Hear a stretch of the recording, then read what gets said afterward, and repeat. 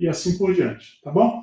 Mas eu gostaria de passar a palavra agora para a nossa voz da razão, professora Alane Waires, diretamente de Brasília. Professora Alane, por favor. Olá, pessoal, boa noite. Vamos Vamos então então aos pontos mais importantes da nossa aula de hoje.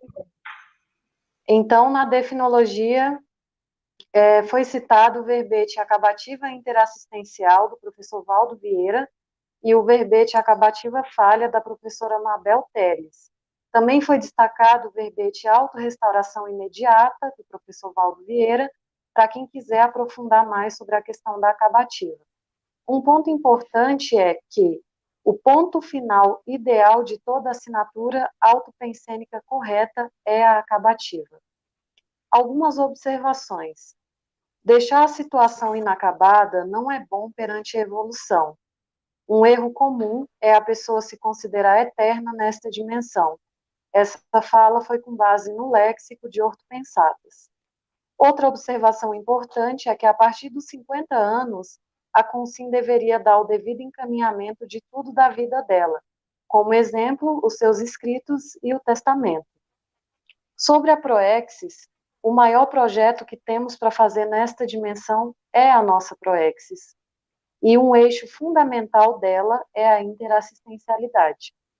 Sobre a pessoa polivalente, a pessoa polivalente pode sofrer da síndrome da dispersão consciencial, pois trabalha em várias frentes, mas não fecha nenhuma delas.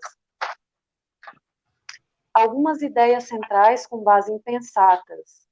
Por vezes, a pessoa não consegue dar acabativa porque é perfeccionista, não abre mão do ego e da preocupação com o que os outros vão pensar dela. Uma solução para discernir, né, se é detalhismo ou perfeccionismo, é observar onde está o foco, se na interassistência ou se no próprio ego. Sobre as perguntas dos calepinianos, a primeira delas envolveu a temática da doença, e uma das hipóteses da doença relacionada à acabativa é que a doença pode ser um elo de rapport com o assistido.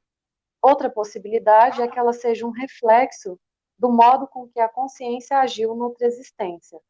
Pode vir também como um fixador da consim na intrafisicalidade, para que a consim polivalente não se disperse. Sobre acompanhamento de cursos na CCCI, foi sugerida a utilização de ferramentas tecnológicas ou até mesmo através da própria TENEPS.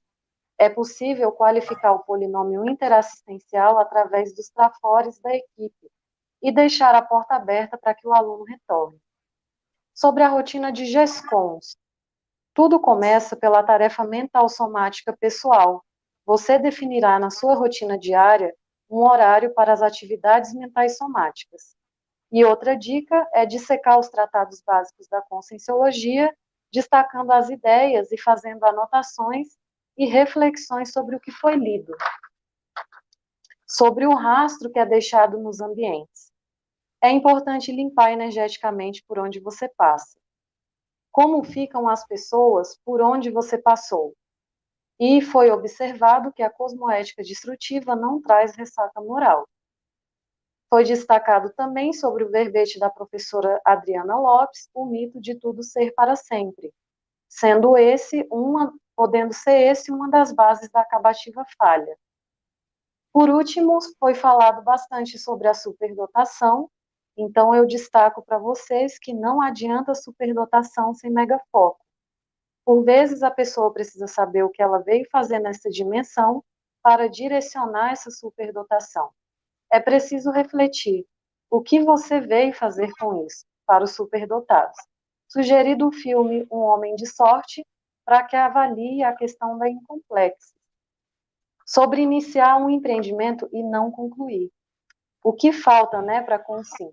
Falta ponderação antes da pessoa iniciar a atividade, pois fica deslumbrado e não avalia a situação. Outra possibilidade é a questão da vontade, e foi sugerido estudar a telia. Além disso, foi destacado também os problemas com o autodesassédio.